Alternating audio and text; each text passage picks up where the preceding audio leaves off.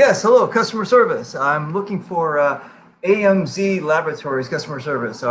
Yes, I've reached it. Fantastic. Hey, I'm really pleased about the new hand sanitizer you came out with. Can I make a suggestion?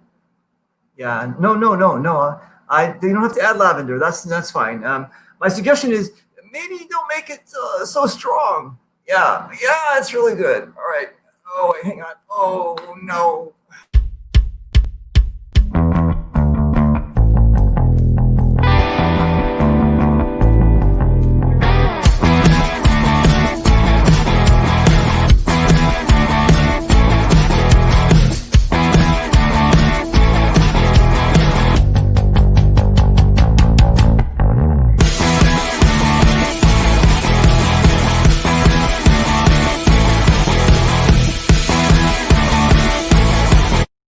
Lavender! Yeah, it's an inside joke. You'll hear about it later. Hey, ladies and gentlemen, how are you? It's 1:16 here on the west coast of Los Angeles, California. We started a little bit late. Me and Adam were working out some technical things. It's all good. Everything's under control. Really looking forward to the show today. Look at this guy. Look at this guy, huh? Look at this guy behind me. Adam Lang, he's been in the paintball our world, I think since 2016, 2017, MagFed only, really cool cat.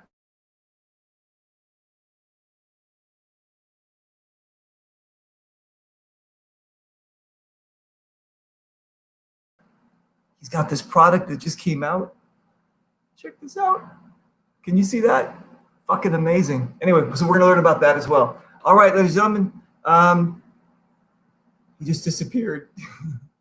Adam, get back in here. He was in the green room. I think he just hit something and he just disappeared. We'll have to wait. Hang on one second. There he is. Here he comes. He's coming back. Hey, what'd you do, man? I have no idea. It said over here, log in, sign up, I guess, to see comments, but because I'm not logged into Steam, I guess I won't see them. Whoa. Hang on a second. You know what? I'll be popping some comments up. You can answer those comments, but what do you mean you're not logged into Steam? Where are you? All right. Like I explained before, I apologize to all the Reapers fans. I've never been late to a meeting in my life. My grandfather raised me that 15 minutes early is late, and never. But when it comes to this, and all my friends, like Angel the God, who plays video games with me online, will tell you, I don't know technology, David. This is your field. I'm sorry. I'm probably going to screw up your show at least 15 times before your intermission. No. I don't know if you have an intermission, but I'm going to screw it up. Trust me. You're going to have to work with me. You can't screw it up. Just do me a favor. Sit on your hands so you can't press any buttons. That wasn't even me. That was my foot. Oh, this is what's left of my keyboard from trying to do this shit with you earlier. So, No worries. Listen, it's all good in the hood. You're in. We're fine. What the hell? All right. But I don't know. I don't understand the parts of the comments. You know what? Can you have your wife maybe log into Facebook and you can maybe check it out? But the problem is, the problem is it'll probably. That's what we're gonna do. You solved my problem. I'm gonna do this the most asinine way. It's probably gonna anger a techie like you, but I'm just gonna look on my own show and mute it. I don't mind, dude. I don't mind at all. How do we do this? Because I actually have friends listening right now, David, that don't know you. Right? They've never, or not even interested in paintball, but they want to see this. So how do I tell them in a text or a carrier pigeon? Because some of them, prefer smoke signals, carrier pigeons, or kites, which we're familiar with. Listen, do this. Actually, the email that I sent you, AdamLang1 at Steve Madden. No, don't use that one. You just told me to use it. All right. Not on here. That's a work email. I got to give you a personal one. Okay. Listen, do me a favor. Unless you want shoes, and then or something clean. Exactly. Then you can use that one. Okay. Wait a minute. But you have Facebook Messenger, right? Obviously, you have it on there, right? I guess. On your phone. All you have to do, I sent it to you on your phone. One of these two. Okay, listen. I'm going to send it to you again on your phone. Okay. And hang on one second. Let me just send it to you again on your phone, and then you can actually video chat. Okay, cool. Here's what I'm going to do. I'm going to send you the link on your Facebook Messenger. You send it out to everybody who you want to see the show. Perfect. There you go. Hold on a second. Let me just wait a minute. Why can't you just post it on my Facebook page? There. You just got it. You just got it. Perfect. Got it. All right. So I'm going to send this out. Perfect. Excellent. All right. I'm sorry. Okay, cool. All right. Continue. I don't mind. It's all good. It's all good. Okay. So here's the deal. from your accent, I'm gonna guess you're not from Fiji. I'm guessing East Coast, Beast Coast. the beast of the coast. Okay, let's start from the beginning, Adam Lang. Tell me who this kid is, because you were hit. Someone was hitting the bottle earlier. God, where did you get that one? Dude, You must have been talking to Megan. Dude, this is amazing. Okay, so yeah, that's me. That's the little xylophone thing I used to smash against the wall, and that was the awful 70s. Now you're older than me, so you actually remember that more vividly. But that wallpaper was in my mother's house in East Williston, and I bet you those chairs were made so well that they'd still be good today. Dude, what year was that? 70 what? 2? What? No, how old do you think I am? I was born in 80. I'm gonna turn 40 this year in October. Holy shit. Yeah, don't let this Gandalf gray fool you. This is all stretched. Exactly. This was jet black when I started working in. The gray in the beard, brother. Not even gray. It went white. It skipped gray. It was like, no. What? Nope. So, wait, 1980? 80. Yeah, 88 and 80. October and 80. Libra. Dude, that's crazy, man. Oh, so you're a Scorpio. No, Scorpio. Libra. No, the missus is a Scorpio. Oh, okay, wow. I'm a Libra. Yeah, wow. Yeah, they're fishes. Dude. Okay, cool. So we start in 1980. You're playing, and you decided you weren't going to go with the music career, right? So you well, said, no, I did play drums. Oh, you did? Oh yeah, absolutely. Nice. I played drums and piano. But I could never read music. I could do it all by ear, but I could never read piano music. I think what was it, Billy Joel or what was it, Billy Joel or Elton John? One of those. The same thing when they started. It was just like by ear, and that's like that's a sign of intelligence. If you can do something like that. That's amazing, dude. It's usually the part of the brain that's good. That's good. All right. So 1980, and then already you're telling people what to do at your birthday party. Look at that. Justin Kayamos. Who do we got there? Danny Zizian, Chris Kaufman. I don't know. That's Sean O'Connell there. Wow. And the wallpaper, my mother's wallpaper. Shout out to my mom. The wallpaper, right, dude. 70s, man. I don't know what. Whatever. Dude, and you're standing up telling people what to do, and you're giving orders already. All right. Where is it New Jersey? Where are you from? New York, New Jersey? Long Island, New York. Long Island, right? Yeah. All right, cool. So wait, where's Brothers? No, where's Cousins? Is that Long Island? Cousins Paintball Field? Yeah, that's out in Suffolk County. There's two fields that we play. Actually, you're into paintball, right? I'm new into this. I've only been playing for 4 years now. What are we in 2020? So I started, I think, at like 2016. I met my first paintball game as an adult. Yeah, I played as a kid. You know, teenagers. We all played with the Stingrays back then, and you know, and we used to take those out when I was a teenager and shoot all the bouncers at the nice clubs. You know, up and down the street with them. And then I became. I think I lost my headphones. Then I became a bouncer and had to deal with, you know, the young me's. Yeah, you had to do the thing. But okay, so Cousins is where not Cousins, a High Point. But what is it? Guys, help me out here. It's HVP or HPV. It's not the human papillomavirus. So I think it's high velocity paintball out in Suffolk is where I met Smoke, Andre Rodriguez, and Angel I worked with. So I know him. But that's what turned me on to the paintball. It was the first time I ever played. And then on Long Island, it was Cousins, where I think I've seen you. I know Wolf was there, and we played at Cousins a couple times with Rudy, Big Rudy, you know, Mountain from Push Squad. 2018, that we played there. That was Cousins was amazing, but Slaughterhouse. Long Island was amazing to me because it was like not only a Long Island, but you have like on the very end. It's a huge island, but it's the biggest island in the country, I think, next to maybe the big island of Hawaii. Long Island's a huge. I think, you know what? Geographically, it's the biggest island. You got 2 million people in Nassau alone. I think another 1 million or 2 in Suffolk, and then remember Brooklyn is geographically on Long Island. So is Queens. Manhattan's an island to itself. Most people don't even remember that. That's true. But Manhattan's its own island. Staten Island is a garbage dump where everybody that's trashy from Jersey and Brooklyn wind up. And so what I did was I met a lot of people from Cousins who they said they've never left the island. This is their life. Their life is on the island. And I was like, what are you talking about? So it was interesting because when I was doing my research before we landed there, like all the way at the tip is where the what is it? Where all the rich people live. Hamptons. I used to bounce out in the Hamptons. We did a lot of parties. Hamptons, right? Yeah. Jerry Seinfeld, the Baldwins, they live out that way. They do my buddy does the Long Island Hospitality Bowl. Shout out to Brian Rosenberg. And Keith Hart, shout out to Keith Hart from the Hart Foundation. They do a lot of the hospitality bowls out there and run the nightlife ever since I was a kid. Right. I used to work, a lot of the doors of those places, but yeah, they're still going. Long Island's it's a Seth. Zeus. Seth, right? Zeus. Seth Horn on the East Coast, formerly of DFS. He sounds familiar. Yeah, he's originally from Long Island. Okay, so you were born 1980ish, October 1980ish, Long Island, right? Yep. Okay, mm-hmm. And now you were born to a Jewish family. I was adopted to a Jewish family. You were adopted? Well, no, I was adopted. Well, yes, my mother was Protestant raised, and when she married my father, she converted to Judaism. I was raised in the Jewish faith, but also in, I guess you can consider Protestant. We celebrated Easter with my cousins and my grandmother. My grandfather's Christmas every year, Easter. So we grew up, me and my little brother, on dual traditions, you could say. But I was bar mitzvah, so I am Jewish. Right, and then I found out later in life that I actually found my biological family, and I do believe I am actually Jewish by birth and bloodline. Dude, it's interesting. The Ancestry.com thing is that's a trip. It is. I did Milkman.com to see if that was really my daughter, and never mind.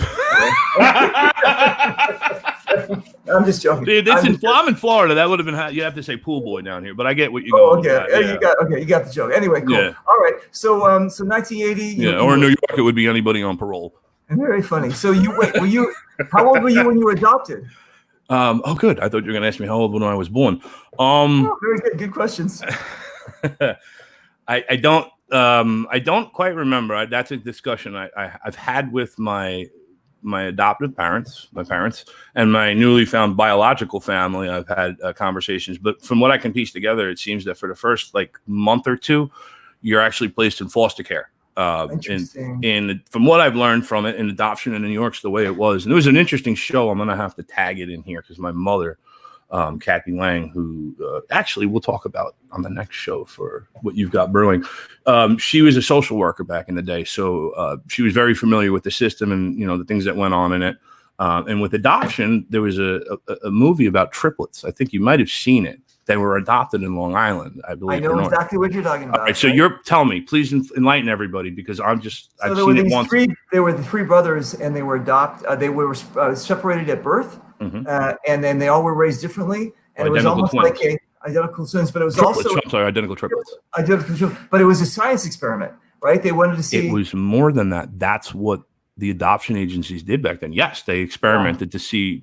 Yeah, that was a thing in the 80s and 70s. Yeah, so there's you guys. I think it's on Netflix, or you can see it on YouTube. You can find it, but you'll see what I'm talking about. Tag it if she sees this and actually watches, which I hope she doesn't. But if she does, she'll tag it and then yell at me. So here's the question. When I was one, let me see. I was one. My dad left us, and then I didn't get my mom got remarried when I was 7. So from 1 to 7, I don't have a dad, right? Okay, cool. Mm-hmm. Then when I do get a dad, I'm basically. I guess he's like an adopted dad. He's whatever.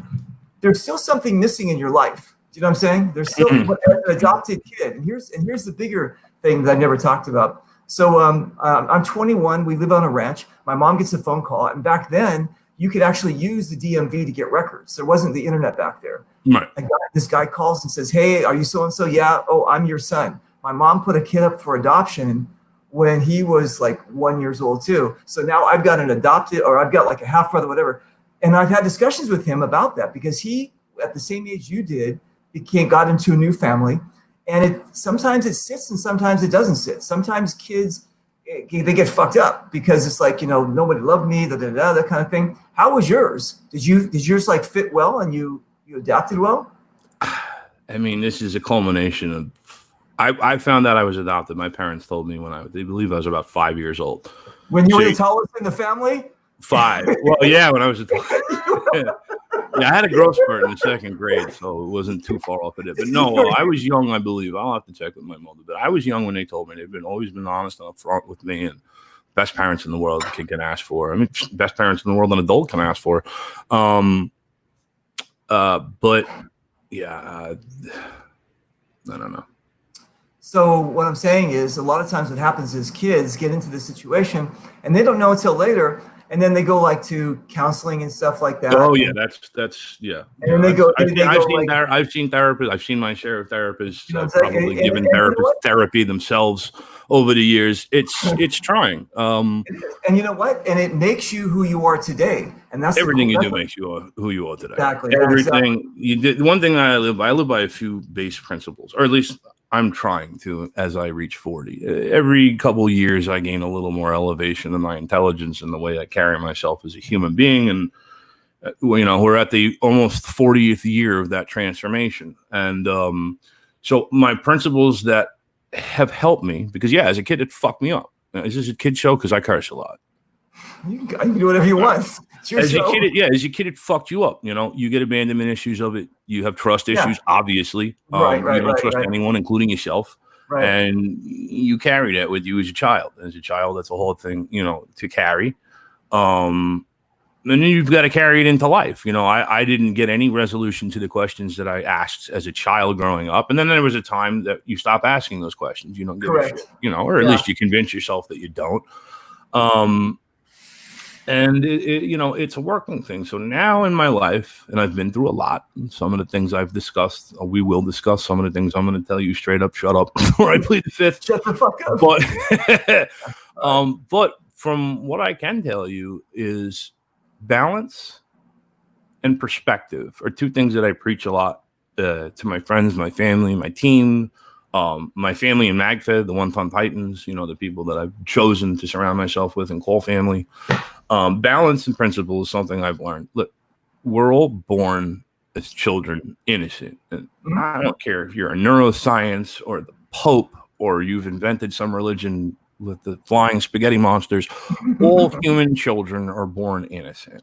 Correct. They don't know hatred, evil, fear, panic. These are all manufactured and manipulated emotions that do not naturally exist in the human brain. You don't. Right. Your kids are not naturally scared of the dark. They spend the first 9 months in the dark. It's the most natural setting for them. Right. Every fear is manipulated and manufactured. So kids don't know that. So in my philosophy of balance is, look, you're going to start out life knowing nothing but innocence. And through biology, through your environment, through the ways that you're raised, the experiences that you have, the people that you know, the social status you were either born, raised, or worked your way into, all of that is going to have a dividing change in factor in what shapes you to be the person that you and I are right now. Correct. I agree. With all of that, you learn hatred, you learn all of this stuff, and you kind of need to, because a utopia, in my opinion, would never work any more than just complete lawless and chaos would work. Right. There's a balance. Either one of those. You always need balance. You need karma. I mean, every major religion in history has some variation of karma, eye for an eye, yin and yang, every single one. There's a reason for that. What you put out in the earth is going to come back to you tenfold. Right. I agree. That's facts. I agree. So, that's the one principle that's helped me become the man I am today. And with all of those years of emotions of abandonment and every other thing that you feel as a kid that's not adopted, look at what kids, we had it easy. You're older than I am. I was 7 or just turning 7 when the internet was born. Right. Wow. And, think about that. Back in 1987, you had Prodigy. You had dial-up. You had Microsoft Encarta. You had scanners that looked like, exactly. CompuServe. Somebody went and picked up the phone, and now you're not, on your computer. You had. We were at the age, and you're older than I am, where you found out where your friends were by where all the bicycles are hanging out on the front street. And as soon as your little legs got strong enough to bike to the next town, that's when you found somebody a different color than you, or a different race than you, or a different, social status than you. And now your bikes are at their house and theirs at yours. And, that's how we were raised. In this world, this is different. This computer instant. I mean, look what I went through. It took me 15 minutes just to get on your damn show. My 8-year-old daughter right now would have been able to do this in 5 seconds. I have to be responsible for figuring out how to keep her safe in that. So as you saw with my keyboard, when, things happen, I'll take an iPad and snap it in half if I have to. I got it. Listen, dude, that's what I'm trying to get at. What happens is, a lot of times when we do our show, That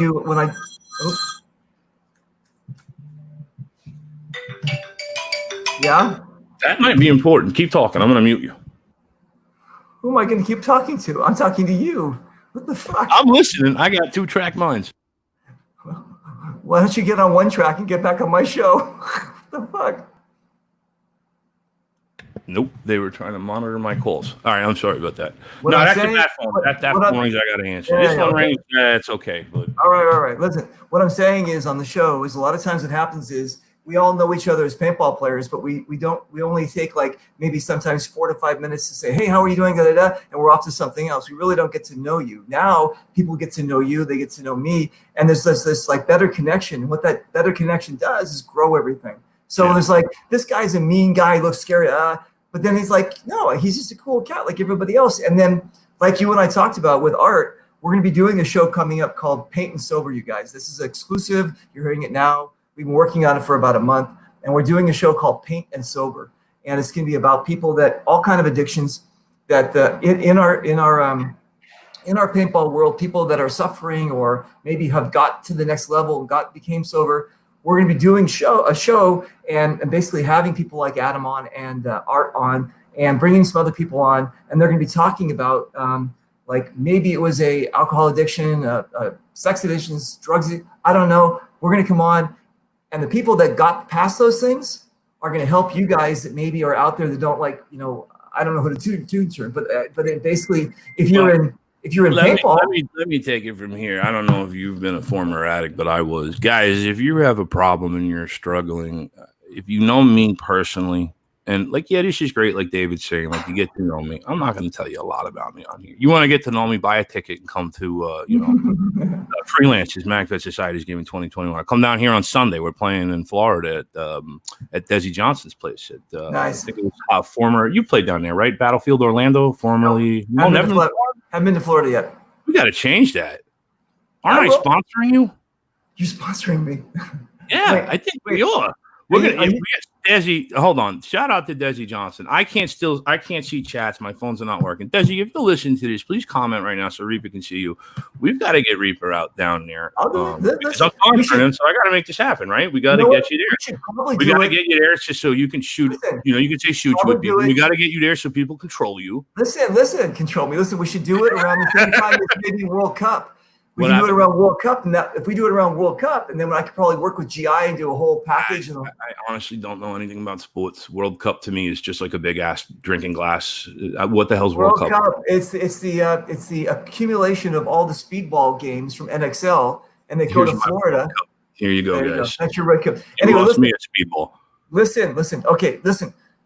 We are going to talk about the other show. Hang on a second, but this is about you. So hang on a second. Let me go back to my all my homework. Okay, hang on a second. So so here, what? Tell me about this. Oh, that's my uncle's horse ranch. So that's my Uncle Chuck there. And as you can tell, even though I'm young, very young, and my little brother's even younger, I'm tall. I mean, that's a horse right there. So as a little kid, I must be 12 in this picture, 11. Jesus. 12 maybe. Here's an interesting story about that horse. Well, maybe not that particular one. My uncle has a horse farm in upstate, or had a horse farm in upstate New York called Barmland Meadows. And I would go there in the summers to work a few months just to spend time with my uncle. He's a cool dude. He worked very hard. Never got to see him. Maybe saw him once or twice a year growing up. My mother's youngest brother. Maybe he's the second youngest. And so he had a horse farm. And I had a kid that I went to school with whose father was a world-renowned saddle racer. Wow. His name was Herb Fillion. My friend is Andrew, Kim, and Brandon Fillion.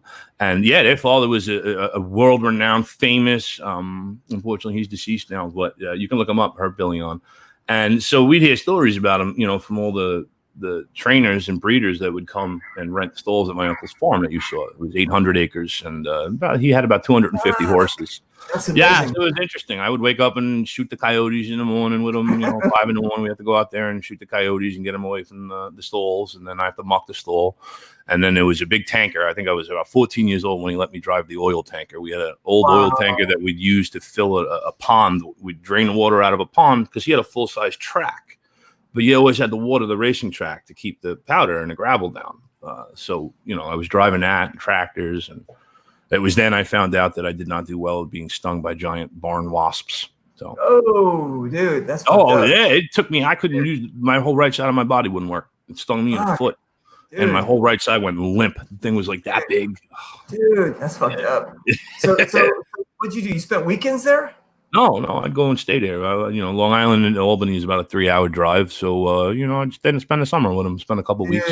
Dude, did you, and so you learned how to ride horses? Oh, of course. No, I knew how to ride horses as a child, but yes, no, I'd ride horses with them. Did you? I'm assuming you got Clydesdale, so your feet wouldn't drag.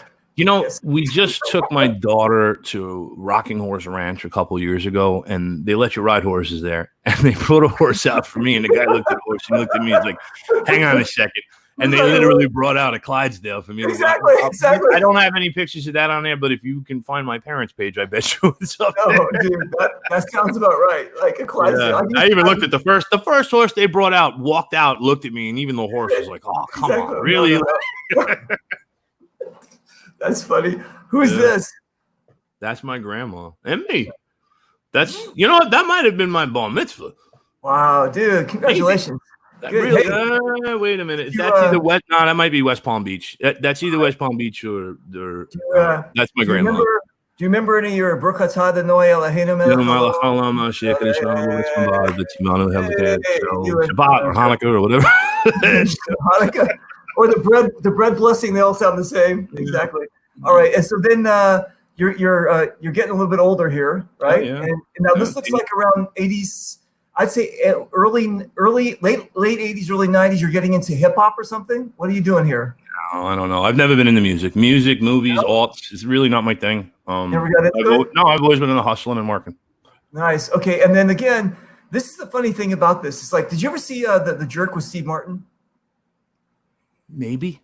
Okay, Maybe. so basically he's a. I haven't seen anything with Steve Martin in years. Okay, so this is like in the 80s, and basically he was the tagline of the movie was, "I was a poor white kid raised in a black family," or something like. He was adopted by a black family. He didn't know he was black. He just thought he didn't know he was white. He was just raised, right. He's a white guy, but he was raised in a black family, and so all his life he grew up thinking he was black too. But he didn't have any rhythm or anything like that. Never saw this. So finally, Never saw that. You remind me of the same thing, right? Okay. They don't tell you you're adopted yet, and all of a sudden, like you're like Godzilla amongst all these other people. You're like just like it's huge. Something else. You really don't get to know. That's me and my little brother. That's Florida. Wow, dude. Yeah, that's somewhere in Florida. Dude, and okay, so look, I finally got the comments up on my little phone. There we go. All right, I got to stop you for a second because now, all right, give me 1 second. Well, let's go. My boy on my Titans. I got to shout him out to two. I'm gonna go back to Lobo. Let's start from the beginning here. Let's go. Lobo. You stay on that picture, but let me go on to. I got to shout out to two because two is the man. Marco Morales just joined us, so let me say what's up to Marco. I got to go through back on there. My fiance, the biggest. Well, you're gonna meet her in a little bit because she's the brains behind everything. Nice. And I'm the beauty, or she's the beauty and the brains, and I don't know. I'm the muscle. That's what I am. And she's saying hi to Rosemary. All right, and Sean Phillips, Battle Tank. Sean, get your skit ready tomorrow for our for Modern MacFed. Now I'm caught up, Reaper. I'm sorry. Back to you. Back to your show. We got a hello from Brooklyn. We got hello from Iran. Wait, you're seeing different stuff. Oh, you know what? My Facebook's locked down pretty tight. I can't. Okay, well maybe you got to go. I see it on your page now. Yeah, you can see it right now here, right? That's so Nima is in Iran. Salam shetore chobam nisi chodaf Nima.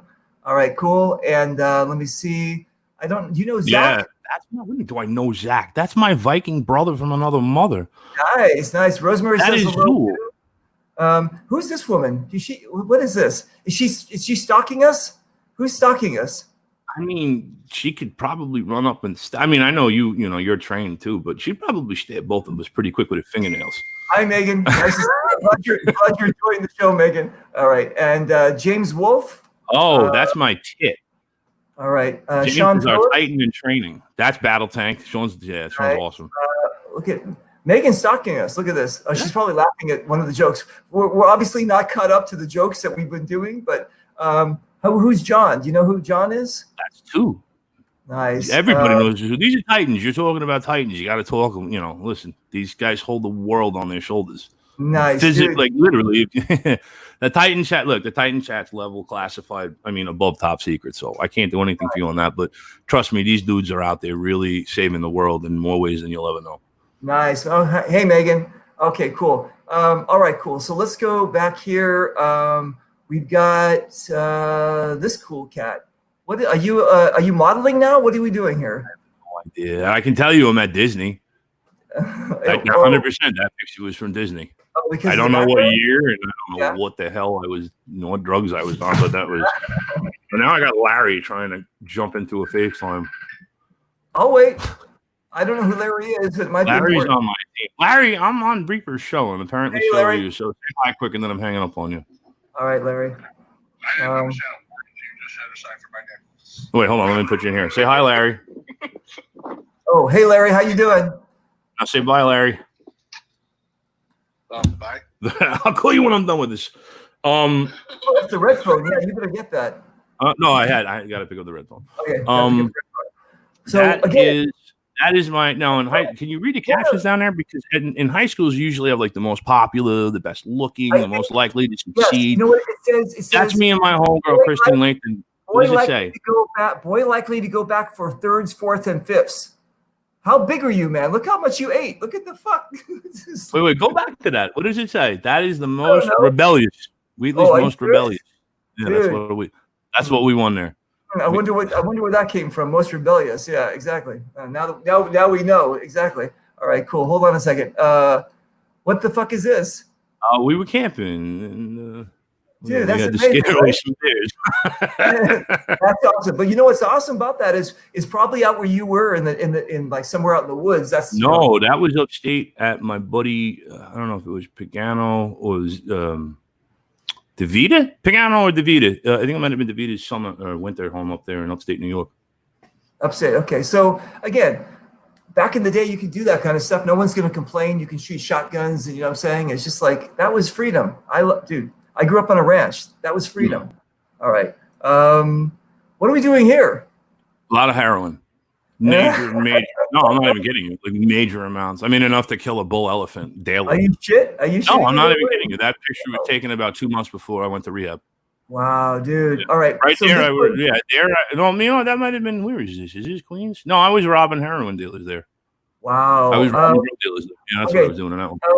So again, you're supposed to plead the fifth when I asked you questions, right? No, that was good. I already did my time for that. I don't need to plead the fifth on that one. I got my lawyer in my head. He told me what I can and cannot say. Statute of limitations on certain things I can admit to, and shit that I've already been convicted of. Double jeopardy. I actually got out of a case on double jeopardy. Okay, so wait a minute. Okay, in traffic court of all places. That's an interesting story. That one I can tell you. Hang on a second. Okay, cool. So here's the deal. The robbing that you did, you weren't robbing innocent folks. Never. I would never do that.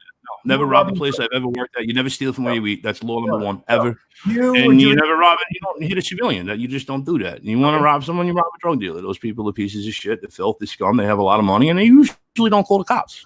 Okay. Although I picked one that did. What you did. You actually. Okay. Let me ask you a question though, because I've never been on that side of the law. So. I have a lot. I know, but you just like go into a crack den and say, "Give me your money," or how the fuck you got to do your research. You got to follow, the little guys. They'll take you to the bigger guys. That'll take you to a trap house, and trap house will have money and drugs in it, and you just got to go in bigger than they are. Oh my fucking hey! Okay, but you did it enough times. But then one time you got caught or something, or somebody busted you. No, somebody got so scared for their life that they called the police and ratted themselves out and said I robbed them for drugs and that they thought I kidnapped people and blah, blah, blah, blah, blah. And fear for his life. I don't know. There's a whole dossier on it. Smoke's read it. Shout out to Smoke. All right. So, it was a good time. Let me tell you. It was a fun time. Right. We make mistakes in our lives, and the mistakes I've made in my past, like I said before, they've molded me to the person I am. I don't regret anything in life except for the fact that they took my Second Amendment away for that. That I regret. I absolutely regret that. I regret losing my your right to bear arms. Oh, okay. Okay. So let me ask you this. Are you going to tell me, or you can tell us how long you were on the other side of the law inside very the car? Like I said, powerful attorneys. A year. It was a 7-year offense. My first offense, being convicted, not my first time being tried, but like I said, I had good attorneys at the time, but it was a drug-related offense on a drug dealer. He actually did more time than I do. He got 2 years, I got 1. Wow. Was this jail or prison? I went to jail, he went to prison. I wanted to go to prison, but they kept me in jail for a year. Okay, and you, because of your stature, though, probably you created your own gang. No, honestly, the best part about my stay in jail was my ability to perform magic. I'm an entertaining guy. Oh yeah, I'm a magician. I've been a magician since I was 6. Even your research didn't tell you that. I didn't see pictures on your Facebook. Yes, exactly. You won't. They kept on disappearing. So yeah, exactly. All right. Hey, like I always say, abracadabra. Oh, it's very funny. It's very funny. All right. So no, but so you did, and you said, you know what, this is not the life for me, that kind of thing. You started getting like, straight kind of thing. You also said that a lot of these things like this, they have these really profound influences on your life, and they kind of like, again, you've been through more than probably the average Joe that I know or that I've talked to. But again, I think that your philosophy of learning and not losing, of just like, work in progress. Oh, it's everything. Yeah. Strive for perfection, but you know that you'll never hit it. Right. But that's just, it's just fucking amazing. I mean, that's just really amazing. Again, these are only the things you guys we can talk about. Now, let me ask you a question. No, you can talk about whatever you want. I'll shut it down when it needs to be shut down. But so far, we're golden. Like I said, I already got tried for that. I can talk about all I want. I already went in on a kid years later. When did you stay away order lifted? When did you jump into the bouncer world? Oh man, young, way before I turned 21. 18. Because you were so big. Because I was so big. Yeah, I started bouncing. I actually had my 21st birthday at the bar I bounced at. And when it came out, I was like, what is it, 24, 25? I'm like, yeah, I'm 21 today. You should keep been working for me for 3 years. I'm like, you should have called me then. Oh, shit. Really? No. All right. I won't shout him out in case he's still in the business. No. But, okay. And how long were you doing that? Well, I did that from 99 and then 99 until 2003, maybe I got out of it. 2003, 2004. I got injured in 2002, but I still worked as it after my injury. Yeah. So it was about. What injury was it? I herniated my lower disc L4, L5, L5, S1 in my spine so badly that I was locked into a fetal position. I was basically paralyzed. And they wanted to do a spinal fusion. And at 22 years old, I was like, that low, a rod? I'm like, I wouldn't even be able to bend down and tie my shoes. I'm like, no way. But my parents had found out that a doctor, a neurologist, Dr. Damore, I believe it was in Golden City, was spearheading a radical new surgery that they'd been performing in Germany for about 10 years called Chastity Total Artificial Disc Replacement, where they go in and they replace to mimic your vertebrae, titanium springs and spacers, basically plates and spacers that would mimic the soft cushioning of your vertebrae. And they did that, L4, L5, L1. They cut through my stomach. They put me out for a few hours. That's what got me hooked on drugs. I'd never done. I had always been a street drug kid. In the club scene, you had ecstasy and marijuana, acid, dust. All your bullshit. Pharmaceuticals. But I never was one to take like a pill. From a medicine cabinet. That was all. I was like, what is that? Like we got street drugs. Well, raiding a medicine cabinet. Little did I know that shit was more powerful than anything you can get in a club. Wow. Man, all right. So wait, how did you injure yourself? Just from being violent. Violence puts a lot of abuse on the body. Just being violent. All right. No, seriously.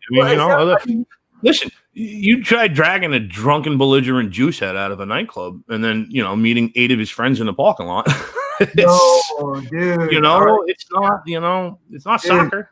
Dude, crazy, man. That is fucking crazy. All right, I got it. Okay, so let's jump into some comments over here because Lobo's on here. Or at least he was. Somebody said "fuck balls." That's cool. Let me jump up here. Who's John? Do you know John? You said that already. That's two. That's twice now. He says he doesn't know you. That's gonna be bad for you, Reaper. Stalking you. He's all over the place. He's the man. That's one of my Titans. Look at my page. Have you looked up the Titans? Another one of my Titans. Nice, Smart. Those are 2 people that people really need to listen to right there. Those are literally, if you could have a chat for what's going on in the world amongst every issue going on right now, not just one or 2 of them, those 2 minds Lobo. These are the minds that you want to be talking with. Timmy Hanley. I don't know if you know Tim Hanley from EMR. Big shout out to my boy Timmy at EMR. These are minds that people really. Anthony Villa.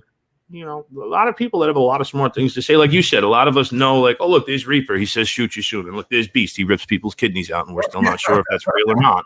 Exactly right. That's all people really take the time to know. During the pandemic, I worked 11, 12 hours a day, every single day. Wow. Like a machine, like a robot. So I used my time that I will, while I was working, to put my earbuds in, and instead of listening to music like I usually did, I started making phone calls to all my friends and family that were sitting at home not working.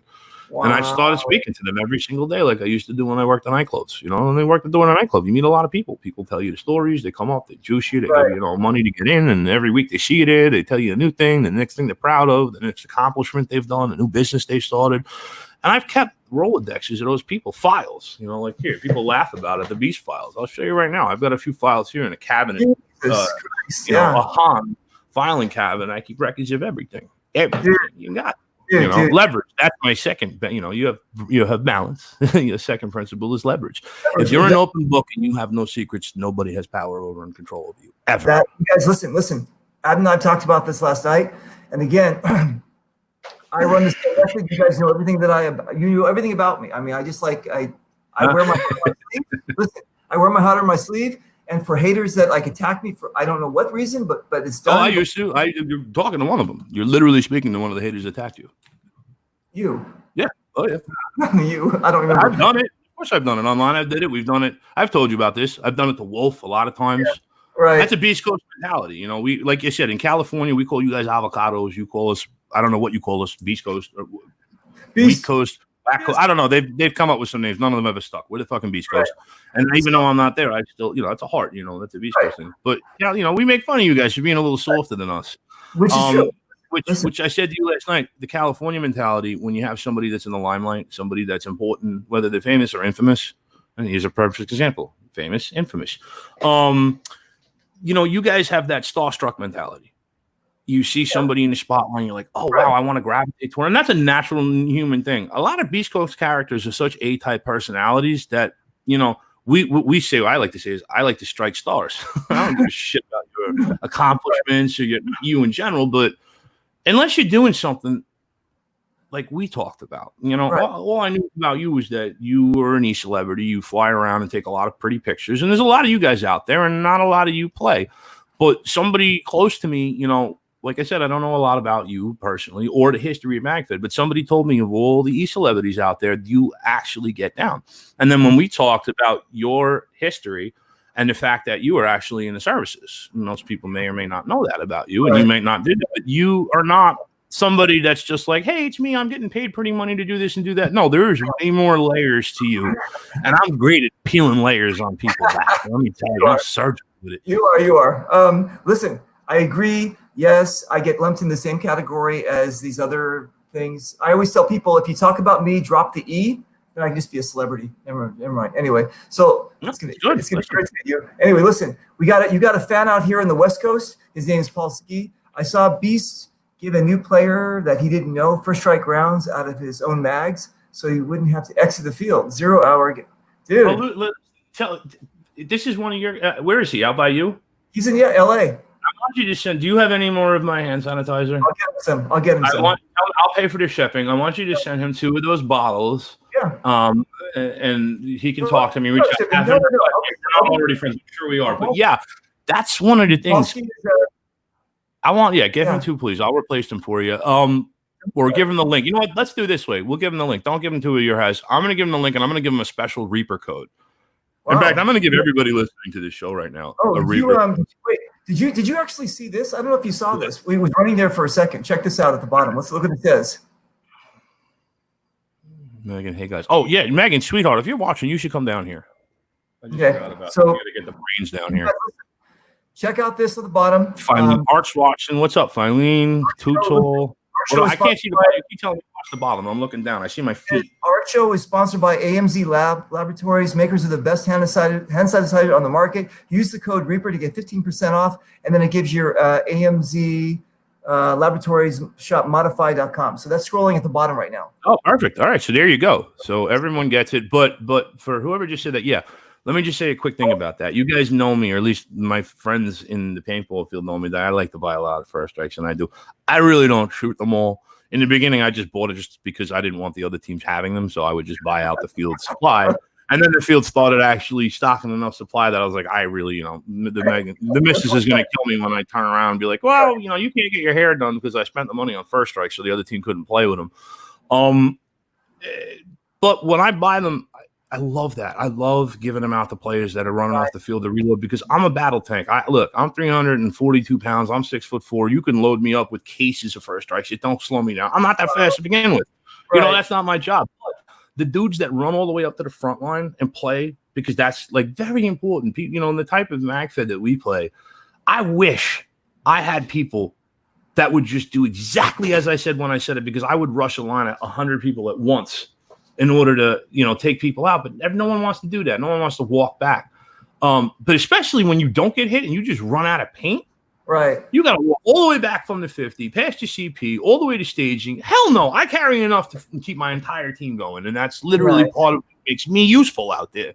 Everybody's got a part to play. Not everybody has to be a hero. Not everybody has to be a sniper. Not everybody has to, be able to run up and do a backflip over a bunker. Shit, I can't. I've fallen through bunkers and broken them. I had to use a fence as a shield once. And speaking of that, we're going to get into your paintball career in a minute. But hold on. Before we do that, since you plugged the plug, let me just get the brains in here real quick, because this is her business. I'm just a pretty mouthpiece. Let me just come here, sweetheart. Let's do it. I'm excited about it. You know what?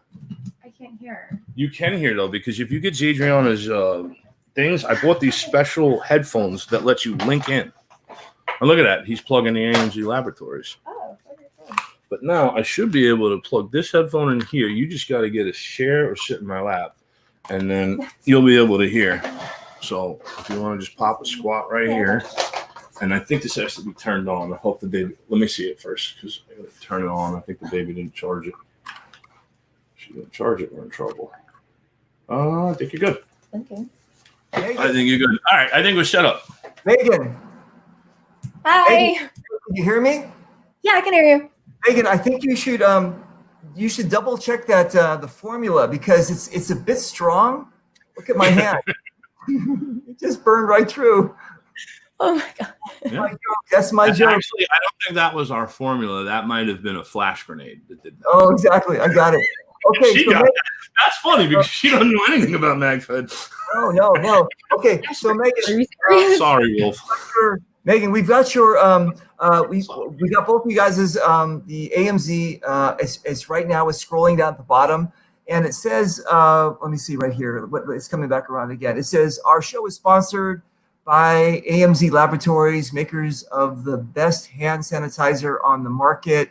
Use the code Reaper to get 15% off, and then it gives the address, the AMZ-laboratories.myspotify.com. And Yes. that's going down there. Plus, now I can see you guys can probably see that I'm on your website, right? Yeah, we see it now. Mhm. Okay, cool. Now, since we talked to you, we've now added that new gallon jug. So your code works for the little keychain ones, but we're gonna, when we're done with the show tonight, we're gonna make another Reaper, and we'll add. What should we add to it? Just for the gallon? Yeah, just Reaper 1. Mhm. We'll do Reaper 1 for the gallon. That's not gonna give you 15% off the gallon. The gallons I wasn't discounting at all. But I'm going to give a $4 discount for tonight and tomorrow for your guys. So set the limit on that for Reaper 24 hours. Reaper 1 will give $4 off the gallon pricing. Wow, you guys, Which that's I great. think that drops it down to way cheaper than we should be. So yeah, make that 24 hours. Where's the gallon? Where's the price on the gallon? Right there. You just scrolled past it, right? 38 right now. Keep going down. Scroll down. And then look to that note. Stop. Yep, stop. What does That that one. say?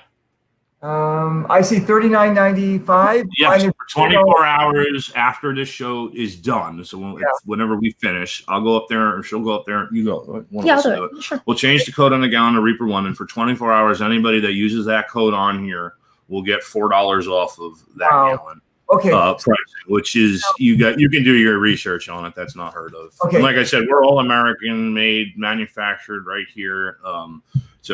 Friends facility right here in Fort Lauderdale, a good family friend of ours, and Okay. we're ready to go. I got burnt. I work for a public company, and we stayed open because I do the internet orders throughout this entire process. I didn't take off of work a single day. Well, except for the time I split my head open on a pipe. I got my head Surprised you haven't gotten into that yet. I got my head crushed the day COVID hit South Florida by a pipe, and I had to get 15 staples in my head. And I had to go home. I guess they wanted me to do it for like workers' comp, but I don't sue. That's not my style. If shit happens, you move on. And I wanted to get back to work. So I was back to work, 24 hours later. And I've been working, like 10, 11 hours a day since. Okay, so you guys listen. I just put it in my hands. It's not that residue sticky stuff. It also it smells pretty strong. I mean, you know this shit's working. This is amazing. And my only request is if they made one with lavender. Yeah, the guy at the Aventura. Yeah, we have so I have friends that have a store. Well, they have a couple kiosks at the Aventura Mall over in Aventura, Florida. And they have some kiosks, and they actually created a COVID-19 essential supply store where you can get for your businesses in the mall that are now reopening your masks, your thermometers, your face shields. They have stands that hold a FLIR thermal camera scanning thing that takes people's temperatures, and now they have our hand sanitizer there as well. So yeah, it's going really good, dude. Okay, cool. So let's do this.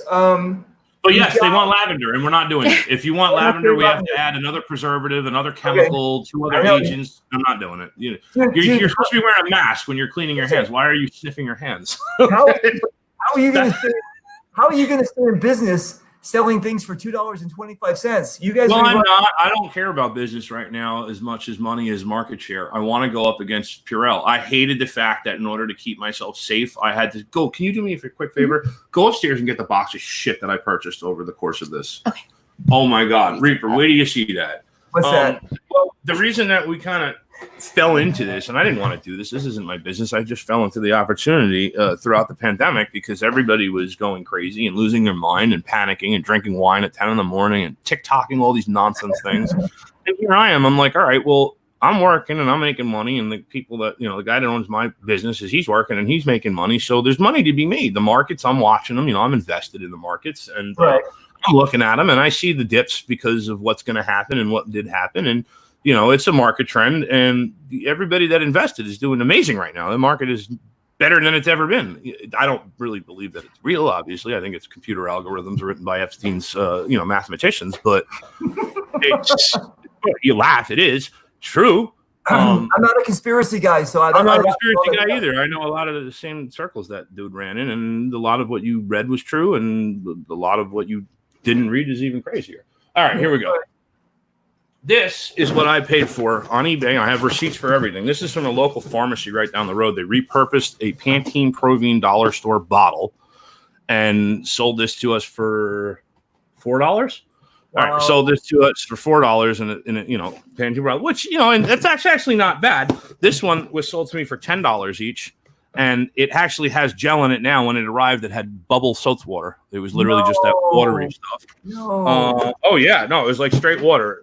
Where's the other one? Do we have have the advanced one? Where's the regular size Purell advanced one? I bought a bottle of actual Purell sanitizer at one point, I think, for like $30 I wanted on eBay just to see if it would actually sell. I got some crazy stuff. I got lasers, UV wands. Here, give me one of them lasers. I bought everything and anything that you could get your hands on before the supplies ran out of them or even knew people needed them because I wanted to keep myself safe. Megan, who you met right here, has a condition. She's an autoimmune disease. Like a normal cold isn't good for her. So when this first started, no one knew what was going on. I got bags, light up bags that, use UVC sterilization techniques. I have that stuff in my filtration right now, the air in my house. But we've had that for years. I had that in New York. I have that here. Just breathing clean air is an important thing. Doug Brown has been saying it for how long now, people? Dude, that's crazy, man. All right, listen. So you decided that this is going to be your thing. You guys are going to No, not mine, the missus. Like I said, I got really nothing to do with it. Well, wait. Other than I'm a good promoter and I know people that know how to promote. A for Adam, M for Megan? No, M's actually for Michael. Oh, Megan's the owner, but the three people in that are myself, a third de facto party that will remain unnamed is Michael, which happens to be my middle name, but not that, and Zadriana. The M doubles is Megan, as she is the head honcho, unfortunately. Okay. Yeah, So I don't even think I'm in like a board position. Go down here to the AMZ Laboratories, myshopify.com. Yeah. You'll check it out. Shout out. John Adams is watching. Fat man running. Use the Reaper code and you guys listen. They're not trying to make a lot of money here. They're actually just trying to crush the competition. Oh, and actually, because I talked to you about this weeks ago. From the first time we've talked, you've seen our prices go down and down and down, and every time I get a decrease or I've sold more, and we get a decrease in pricing, obviously that translates into the customer. Wow, dude, that's amazing. I don't. This isn't going to last. This isn't going to last long. Right. Maybe it will, maybe it won't, but I'm not counting on that it does. I just got infuriated that I needed to keep myself and my family clean. And not only did the big corporations prevent me from doing that, Amazon blocked me from being able to order it. eBay was stripped. It was nothing but price gougers. And then once they were done gouging you, then they disappeared and you couldn't get anything. Wow. Every Walmart, Target, CVS, the local drugstores, there was a few of them that are still helping people out, and then there was a few of them that are just straight up price gouging and charging $20 for something like this. But I took notes, like I always do. I kept my finals, and the people that fucked me are gonna regret it. Wow, dude. All right, listen. Do you want to bring her back? Do you want to bring her back for a second? Do you want to get Megan back in here? Yeah, 1 second. Just bring her back. Hey! Hold on. I think she's upstairs. I don't think she can hear me from here. All right. Check cool. online. Hi, mommy. Oh, look, our daughter stole someone's phone and is now saying hi. Zadriana, shout out to you, but I think you just got yourself in trouble with that one. Oh yeah. Okay. Hi, mama. I love you, mama. I love you, mommy. Hi. Oh, yeah. That's good. Who else have we got on? David Gonzalez. Shout out to David. Pablo Diablo. Listen, you right now, Reaper, are privy to something I can't even talk about. That was just concocted with Diablo, and it's going to hit the paintball world by storm. I think it's going to be amazing, but that's all I can tell you. But you'll get first dibs at it. I'm always excited. Thank you very much. I'm always excited. Maybe you'll be sixth in the line. I think there's 5 other people that might be able to scramble. As long as I'm in the line, I'm good. Yeah. All right, it's all good. Okay, listen. So I was going to bring her in for this part of the show, but if you want to, hold on, I got to yell real loud. So here, I'll mute. Okay.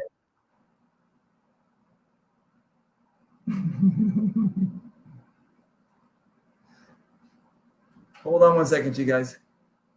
Anyway, crazy, right? It's amazing to learn about somebody's life, their background, their history, and like excuse me, like I've always told you on my show when I'm interviewing these people, we are basically products of our background, products of our baggage, products of all this kind of stuff that has that's gone through our life. This is what basically has made us to this person today. So a lot of times when you guys are hating on somebody or you don't get it or something like that, walk in their shoes, see how that person is, see what's going on, because they've been through probably a lot and you don't even realize it.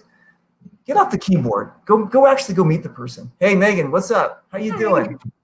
So I want to get you involved in this part of the show. Ready? Okay. Okay, cool. These are all the pictures that she sent me. No, I'm just joking. Hang on a second. Yeah, no, I didn't do that. The ones in Vegas. No, I'm joking. Okay, cool. All right. So you guys know him as the Beast. You know him as this crazy, monstrous. Hang on a second. Where's the picture here? I'm gonna kill you. I'm gonna eat your liver.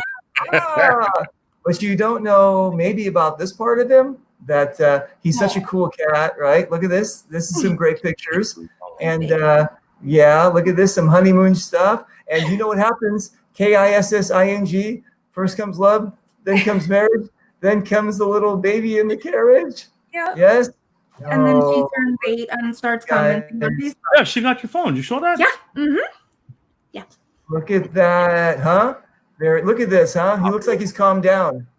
Dude, you're calmed down. Look at this, huh? Nice. And then what happens? They get older. Mm-hmm. How cool is that picture, right? How cool is that, right?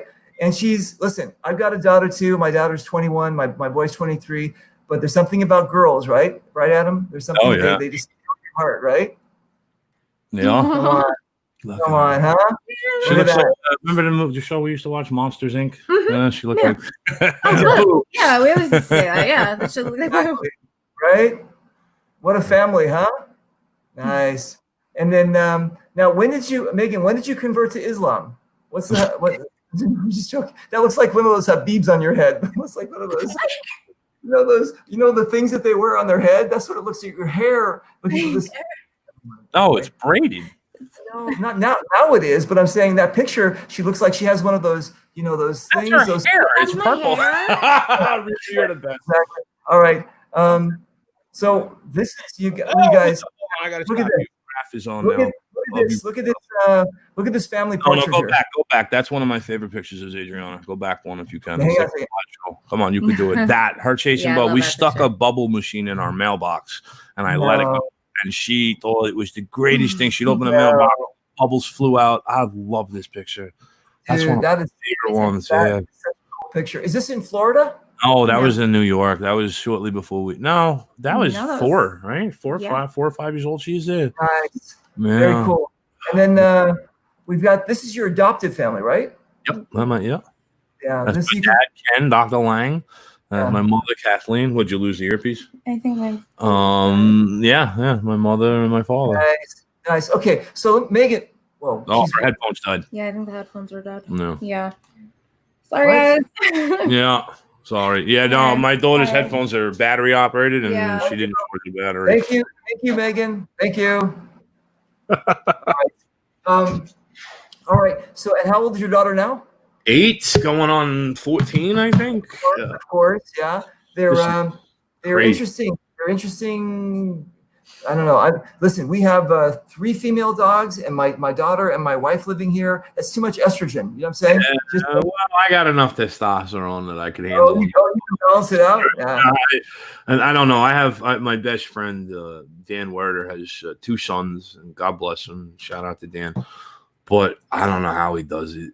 I don't know. How he does it. I couldn't imagine having to deal with a little me. Like, fuck that. No way. I see her attitude as as her. It's already getting because she's got my smarts and she's got her mother's smarts, which is dangerous. Nice. Nice. Yeah, What's no, I'm in for a lot. What's, As you can see, I'm sitting here. The wife got me in preparation because apparently Adriana had a boyfriend in 2nd grade that she thought she had. So the bitch got me, the vice. I got a nice vice to pop some eyeballs out. It came with this slash and stash, make your own knife kit that I got. Nice. Yeah, That's cool. Nice. No, I saw Goodfellas a million times. yeah, So that's I what I saw. Oh, The yes, it was a and I- casino. Casino actually is when Joe Pesci did that when he put his head in the vice. Oh, That was, I yeah, think, that was a right, great. exactly. That was Um, almost accurate. What's Megan's background? What's her ethnic background? It's mostly Italian and Irish, I believe. Seriously, that's a great mixture. That's fantastic. And okay, so again, we were going to talk about it in the Paint and Sober show, but you guys met basically in rehab, right? Yeah. Okay. Yeah. But what you told me what was interesting last night was that a lot of times when people, you're not supposed to do that. You're not supposed to meet. You're really not. And I understand why. It does make sense because the chances of somebody relapsing is much greater that you'll bring the other person down. If one of you relapses, it's almost guaranteed that the other one will. If, can't say anything's almost a guarantee, but the laws of probability show that if one person has, but in that same mentality of why it works for us is like everything I say, like, well, me being a former addict, if you're not, I'll be able to reach current addicts easier than you will. Right. Because you've never walked a mile in their shoes like we talked about last night. So it's easier for someone like me to reach somebody like former me because they can't be like, yo, you don't know what I'm going through. No, young gun, I know exactly what the fuck you're going through because I still go through it. Just, I have balance. I've learned how to, rein in my addictions and, control myself. And that only comes through experience and through age and through maturity. And, you You No, can, I like I said, yeah, if I went back and tried to tell young me what to do, young me would fuck this current me up like really bad. I can just imagine what happened to those 8 guys in the parking lot. I just like I always envision you like there's that Tom Cruise movie where I actually got a boy that's, I don't know if he's watching, but if he's on here, Anthony Toppy or Scotty Blaze, they seen what happens. dude, crazy dude. All right, so Or my boy Dan, he's handled mad people in the parking lot by himself. My cousin Dan Werder. all right. So now let's jump up to again to 2017. You said you were friends with Smoke before paintball. No, Angel. I work with Angel. Angel the God. Okay, and so was Angel into MagFed? And Reaper, you just killed yourself with that comment. No. All right. There's people in, Somebody, people in, Sean, people, Sean listen. Battle Tank, please post in the Modern Mag. no, this show, you got to be international. This show is No, international. International. If you don't know Angel the God, he is the creator of the entire planet and everything in it. And on the 7th day, he mag-fetted. And that's how we got it. Angel, so Angel the God, for everybody that knows him. Shout out. So again, there's people in Sweden. No, Angel the God doesn't, I mean, he's watching in his mind right now, but he doesn't have Facebook, social media, YouTube, MySpace, or Smoke. So Angel the God got you into MagFed. Yes. And then all of a sudden you said, okay, this is what I found my thing again, because you were, and again, you can shoot people and not have to worry about running from cops. I was like, I'm all in. Like, this is. Here's my question. One of the reasons that when we're going to do the paint and sober thing is that paintball can be an addiction. There's this thing about it where, you know what I'm saying? Dude, there are dudes out here that have 15 markers and have never shot a first strike. There you go. I know what I'm talking about. So what I'm saying is, from your history, you have a bit of a connection with that stuff, and all of a sudden now you find paintball, and you're like, wow, this is like, Here's where it is for me. When I got sober, they tried to jam. Well, then they tried. They did. They jammed 90 and 90 down your throat. When you get sober, everyone will tell you if you go to a good. I went to a dual diagnostic treatment center. I mean, I went all in on my sobriety. Most people are not fortunate and not in the position that my family was in to be able to give me the treatment that I needed. And man, is it expensive. You know, I mean, you got to think of it this way: when you're prescribed in the opiate epidemic, and we'll talk about that. Let's do that because we just came out of the opiate epidemic, and unfortunately, we're going to go right back into it because for the past. Wait, save it for the paint and sober show. All right, we'll do that on a paint and sober show. Fine, but there's going to be a big problem, and there's going to be a lot of people needing a lot of help out there. MagFed helped with me with it, not because of just hey, you get to shoot or you're spending money on guns instead of drugs, which it is. You know, depending on how you MagFed, it's not necessarily cheaper. At least it wasn't for me. But the camaraderie that I wasn't getting out of being told there's a higher power that was in control of why I was a drug addict, or in Narcotics Anonymous, where it's basically like, hey, we're too old for the club scene, so we're just going to come here and try to bang women. Like, it's, it wasn't my scene. It was so fucked up. So I got involved in what was called Smart Recovery, which back then wasn't very big, at all. There was not a lot. We'll do that. Like I said, we'll do that talk on the next one. All right. But MagFed helped because of the community. I get more out of the chats, my team chat. Like we have a thing in the Nomads without giving up too much.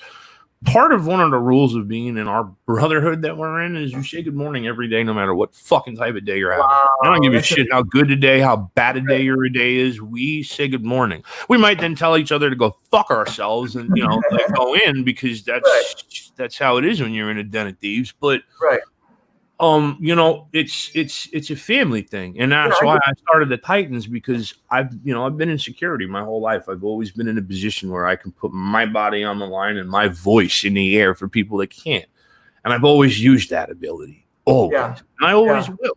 And I started seeing, I got introduced to one of my teammates, Classy. Shout out to Terry Seja, who's way the fuck bigger than me. If you've ever seen me and Classy standing next to other, I look like a pipsqueak next to him. Wow. Oh, yeah. And also like me, not somebody you want to piss off or even bump into the wrong way without saying respectful, I'm sorry. Right. But at the same time, that kid's heart's bigger than anybody's I've ever met. Wow, that's cool. I mean, and I'm being serious. And so me and him founded somebody. It was somebody on Odyssey, I think, who saw a picture of us standing next to us. Like, damn, look at those two Titans. And I goofed around. I'm like, man, we probably almost way close to a ton. Obviously not really. But then when we got the first 7 of us together, we weighed over a ton. So, me and Classy, sat down and we were like 1 Ton Titans. We drew up a patch. We formed not a team. It's really just what we always do in our lives. We're the big guys people look to in times of trouble and problems, and we're quick thinking and, good-hearted, despite our backgrounds, pasts, and choices that we've made as, adolescents or young adults. But in the end, whether it's on a MagFed field, in a parking lot, on a back alley, in a nightclub, or just driving down a highway and seeing something on the side of the road, everybody in that Titans is the type of person that if you're in trouble, that person's going to jump out and help you if they can. Or unfortunately die because that's what happens when heroes do hero shit. Yeah, there you go. Exactly. Let me tell you, I can tell you a lot of people that had, thought they had road rage issues on the road that met that face and discovered that their level of road rage was like at a 3 at best. Exactly. I'm getting back in the car. That's it. I'm getting back. Fuck this guy. All right. So, okay. So, you got into MagFed. You fell in love with it. Now here's the deal. You guys, listen. This is how tough this cat is. So we had this thing called Dominion out here on the West Coast. Okay. So we had one of my favorite. So we have Dominion, and it's Lobo and Kusha and Anthony, and they put together this MagFed, and it turned out to be one of the largest MagFed events in the world, which was fantastic.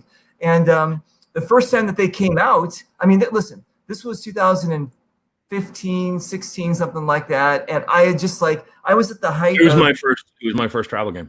I was at the height of the haters, and you know what? Everybody said, don't go to that game. That all your haters are there. I said, fuck that. I went to Trader Joe's and I bought 2 cases of wine.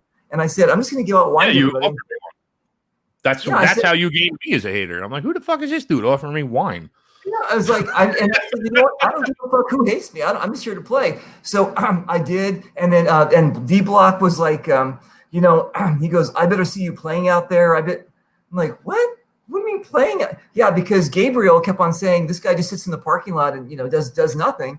And then there's pictures of me. I don't have it right now, but I'm running up the hill past everybody. I'm doing all this shit, and these guys from the East Coast are like, what's Gabriel talking about all the time? What the fuck is this?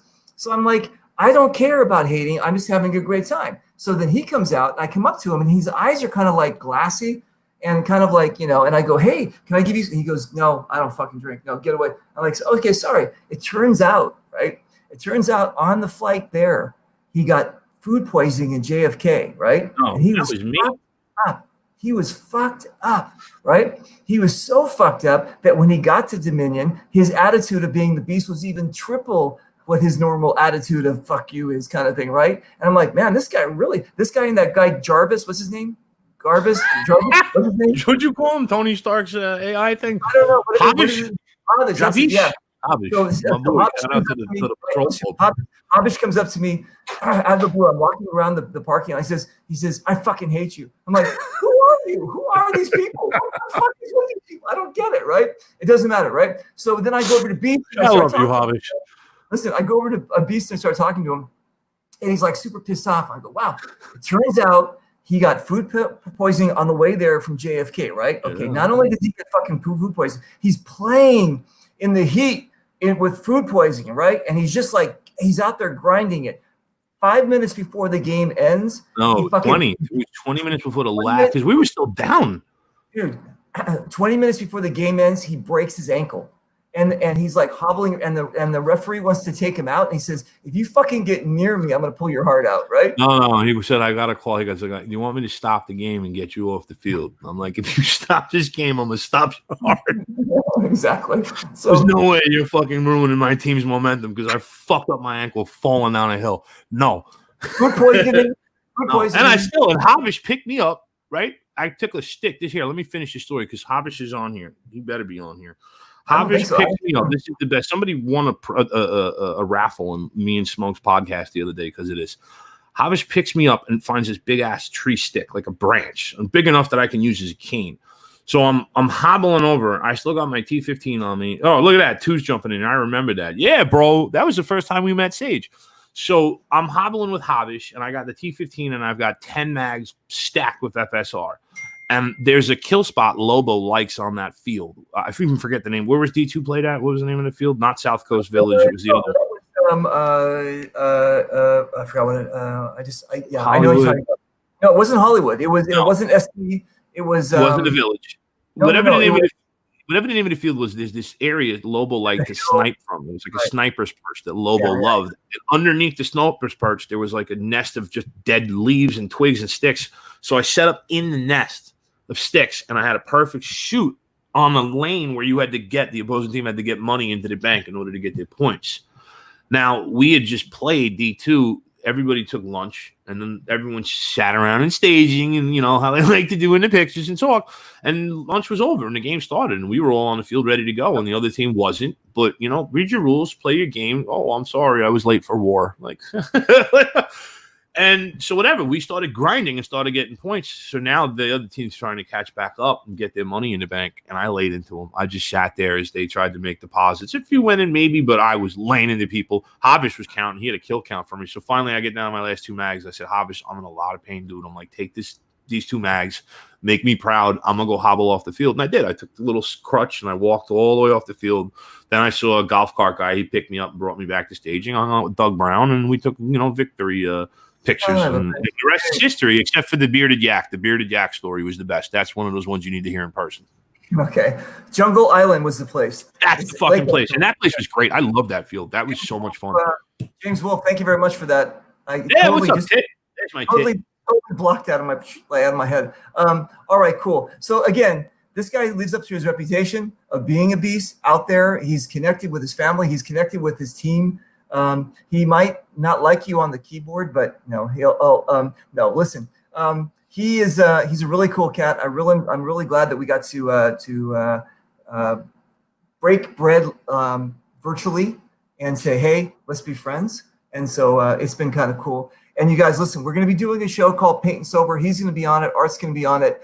We've got another MagFed, paintball, MagFed Monthly, we're calling it. We got another you guys, you broke the fucking internet. 3.3 thousand people watched that MagFed show. And we're going to do another one. We're going to get Beast on. We're going to get everybody on. And you guys, again, we're here for you. I know, listen, here's another, since this is your audience watching. Ladies and gentlemen, MagFed community, I've been playing MagFed since 2008. Wait, what'd you do? I've been playing MagFed since 2008, before MagFed became its thing, right? All right, so 2008, right?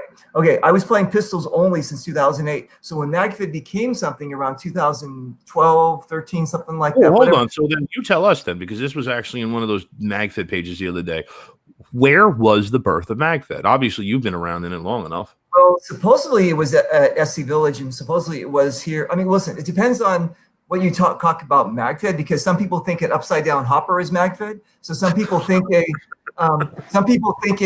tube with only 6 rounds is MagFed. For me, MagFed would be I started with Tiberius. That was when I was sponsored before Tippmann. I was sponsored by Tiberius. I had 8.0s, and then I had 8.1s that were first strikes. And we used to do CQB, like shoot each other. We used to fuck each other up, right? It was just crazy at SC Village. Actually, it's SC Village. But what I'm saying is that I've been playing since 2008. I think MagFed started in Southern California. I'm not sure. That's what they're saying it did. I got no idea. I just know that I started playing in 2008, and I've been playing since, and nothing else since then. So before MagFed became what you guys call it, which is like, your society basically, I was playing way before that. So stop hating on me, guys. I'm an OG MagFed guy. Fuck you. Jesus Christ. I've been playing MagFed before. You know what? You're the first one to say that in a while. I see a lot of, well, you don't like the E in front of it, but a lot of E-celebs are too afraid to piss off their sponsors, and they won't talk shit back. Good for you to say fuck you. That's because it's true. If your sponsor, I have 500. Who am I sponsoring? Who am I pissing off? Well, that depends on your sponsors. I know that we were approached at one point to be sponsored, and we as a team voted not to be. And the reason why I voted not to be sponsored at the time, and it would have been worked out of my advantage, getting discount on the stuff that I buy a lot is a very, is an advantageous thing to do. But the thing I didn't like about when you actually read through sponsorship contracts, and I mean really read through it, the average person does not have a legal mind.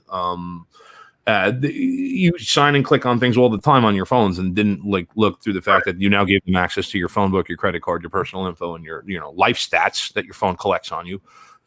Not of these guys that are sponsored don't ever even read the sponsorship things. You can't post certain things. You can't say certain things. You can't curse in your own video. You can't wear a hat that you like. You can't wear, I don't even look. I'm always promoting them. They love me. I love them. Listen, right. I said I was first sponsored by Tiberius, which is true. Yep. I went over to Tippmann. That's true. Yep. And listen.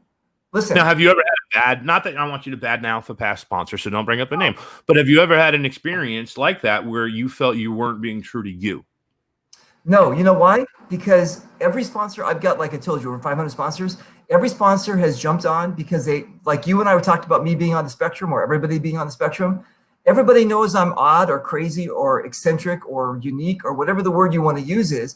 And I'm always true to myself. So I just go about my business, right? And either you like me or you don't, and that's how it is. So I always use my TPXs, my pistols, because I love those things, right? But I mean, I've been approached, yes, by others, companies that some starts with V and some starts with other E, and so. But listen, I'm loyal. I'm a great guy, and I love my people. I love my GI guys, right? And they've been great to me. I've been great to them. So this show. You know what? Tell them to sign on down here and buy some of the hand sanitizer. You might want to do that. But this show was started because they wanted me to do this Scenario Sundays. Okay. And I said, I'm going to do every day of the week. I'm just going to go like crazy. And again, that's what I do. They take me to an event, they take me off my leash, and they just say, just go be Reaper. You know what's that like for you in the state of non-COVID IT? So go back to, let's say, 2017, 2018. What is the life of a Reaper? Like, how often do you travel? How many games would you say you get to fly to in a year, in a fiscal year? I mean, dude, it's crazy. We would do, and if COVID didn't happen, but we do basically Mexico twice. We do Canada 3. Do you know Cap One down there, Tijuana Bomb Squad? No, I don't know. I haven't done Tijuana yet. I've only done look up Cap One when you're down there. Shout out to Cap. If he's not on here, I'll tag him. They've got the Tijuana Bomb Squad down there in Mexico, and them dudes are the hardest running. Oh man, I love that. Every time they show up at a field and they're on our side, I'm like, yeah. I probably met them at the. Yeah, they were at Dominion. They were at Every Dominion. Okay, so I go to Mexico, I go to Canada, all over Europe, all over the States, and basically it's this. And if you guys, okay, I'm gonna let you on another exclusive here. Oh, here we go. I'm getting a lot of exclusives tonight. Hang on a second. I got to do this. So it's wait a minute. Ready? Hang on a second. Ready? This is going to be above Adam's head. Ready? It's breaking news. Breaking news. Breaking news. No. Okay. You should reverse it. Can you have it say news breaking? Because I'll. That's very funny. As you guys know, I've been doing like shows about every single topic, right? I've done.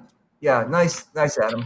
Well, look, this is what's inside it. If you're ever curious, that's what's. I'm a tech. I know what's inside. You are. And this literally, am I lying? This is what I needed to do to get on the computer today with you. Is I got so frustrated with my keyboard. Adam wanted me to videotape how frustrated he was getting trying to get on the show, and I was like, "Let me just help you." That would have got the show better ratings than just me. Calm down. So basically, what's happening is, Adam, we've done autism shows, we've done women's shows, we've done kids, we've done everything, right? Everything that has to do with our community, I'm going to do. So I'm doing another show about celebrity, about fame, about this whole thing. What's your spin on it? Okay, that's exactly. I'm going to be talking about what my life was like, what's going on, and also people.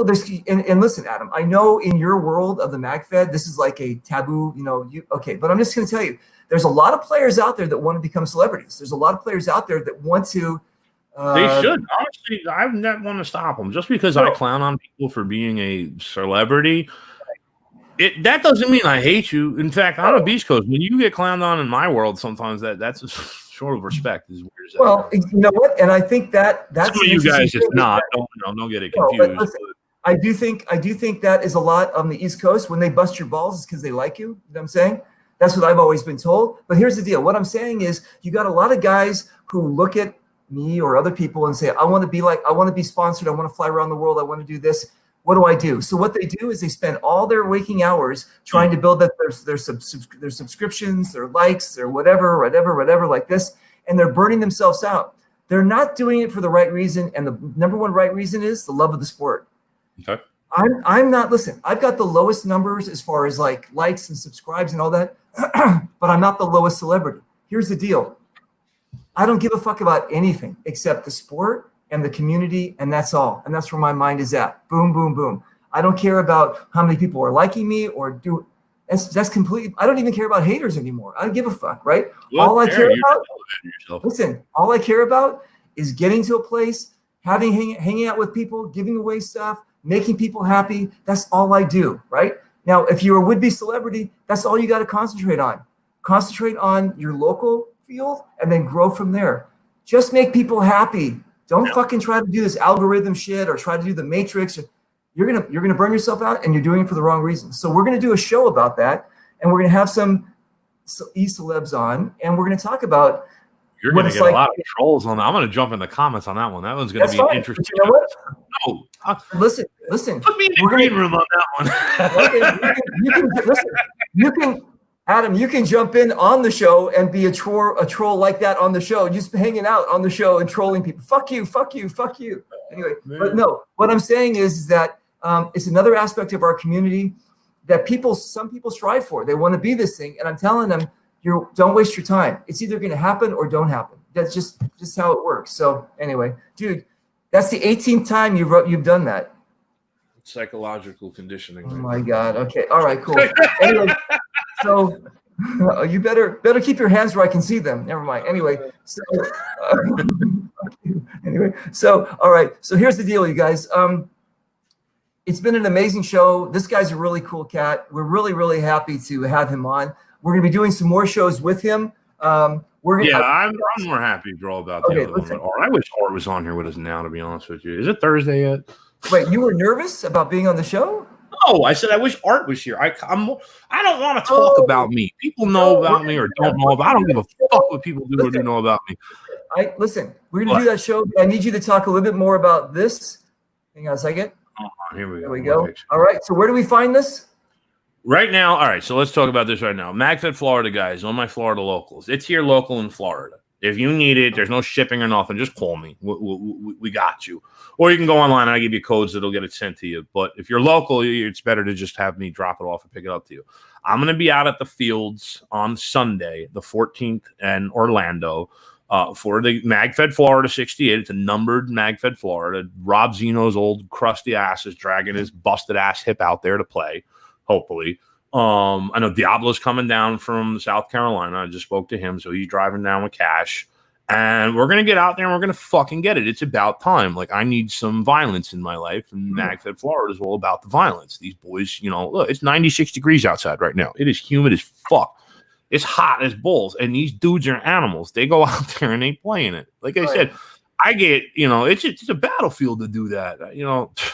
You put on 40 pounds and go run around in 96 swampy, muggy swamp weather. These dudes play, and I'm really looking forward to going out there.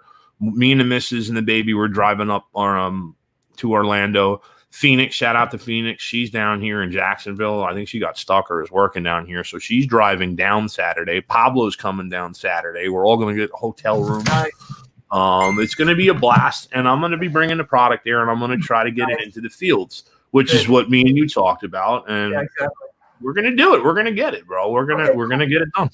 I can't wait to pew, David. I need to. You say you need to shoot people. I need to rip kidneys out and back.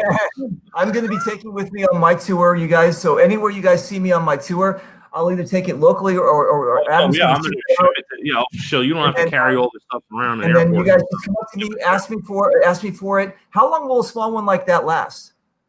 That's the thing. People got all hyped up like they needed gallons of this stuff and fill your bathtub with it. Let me tell you, I work in a warehouse in Miami in the hot heat all day long, and I touch cardboard and metal constantly. And the only thing that I had to do through all this was to limit the amount of times I physically touch my face. Or if I know I have to scratch my face, you see me putting on the stuff a lot, I'll keep my hands clean. At this point, I'm not even scared of COVID or anything else like that. I remember back in the day when you just got, you said you have a daughter and a son. Right.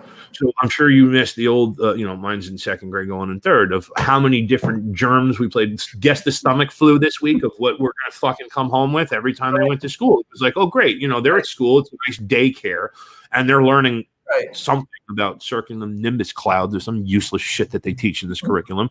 And then I get to come home from working all day and, get surprise stomach bug for 24 hours. So just for normal care and clean, it's nice. This little thing probably lasts me the whole friggin' week. And that's using it generously. Because it's not that expensive. No, it's not. And these ones actually are, because at this price point, you're actually paying more for the bottle than what's inside because of the shortage of plastic that went in through. Show them this thing. Show them the carabiner. Yeah, that's the best part. So this part clips onto your Molly. It'll clip onto a belt. It clips on. If you got one of them noted things, it'll clip on here. If you're people that like those big fucking ugly ass ear holes, it'll clip onto that. The best part is I clip it onto my belt loop while I'm at work, because this is instead of having to put a dirty bottle in and out of your pocket, that's how I wear it. So whenever I just clip down, squeeze it into my hand, clip the bottle up, wash my hands, and with excess on my hand, I can even sterilize the bottle. So you have it there. You don't think about it. You can clip. I have one on my keychain. I don't have my keychain with me. Oh, here it is. I have one that dangles on my keychain. That's just there.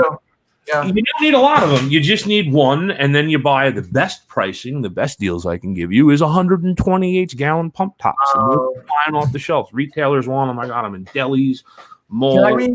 I can refill that small bottle, right? I wouldn't recommend it, but you could. I'm going to tell you not to, and here's why. Now, if you're getting the bottles, what you do with them in your own business on anything you purchase, this is America, or at least part of it is, and we still have some freedoms. Well, it's true. You can do whatever you want. Now, no tangent. Stay focused. No, I can never stay focused. I have mental disease, my friend. It's not hard, and that's not a joke either. That you want to do a show about addiction. Also, you have to make that also mental disease, because that's one and the same. But the mixing of it, here's why. And my chemist is very good, like you said, good-hearted person, right? A lot of companies out here are charging people an arm and a leg. They're putting shit in here that shouldn't be in here. There are no other chemicals in this. This is alcohol, purified water, glycerin, in order to keep your hands moisturized so they don't crack out with the alcohol. That's it. There's no scents. There's no chemicals. There's no emulsifiers or extra lavender or anything else like that, because every time you put something in there, what people don't understand is alcohol-resistant bacteria is kept in check by the levels of hydrogen peroxide when you make hand sanitizer. If your levels of hydrogen peroxide are not within the exact tolerance levels of where they need to be, there is a bacteria that can grow in here that is resistant to the alcohol, and it will get you sick. It's not going to kill you like COVID, could. But at the same time, you're now not doing what this is supposed to do. This is supposed to kill bacteria and nullify viruses on your hand, because you can't kill a virus. It's not a living thing. But bacteria, mold, everything else, it's hand sanitizer, alcohol. That's what it does. Nice. But when you start putting other things in there, now you're paying for lavender, you're paying for acylic acid, you're paying for sodium, whatever the hell, yellow number 9, and you're not getting your alcohol, which is the most expensive part in it. And some of these companies are putting so much lavender into the fact that they're covering up that they might say they're 70 or 75 or 80% either ethyl or iso, but they're not. And they put a lot of lavender in, or some of them, if you smell like tequila, which some people like. Some people like tequila.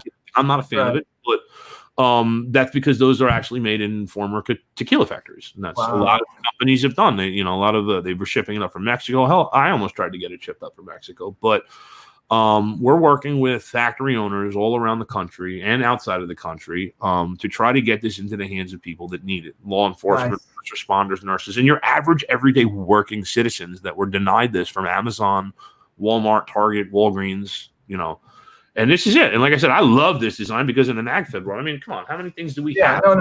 No. You don't even know what's on there.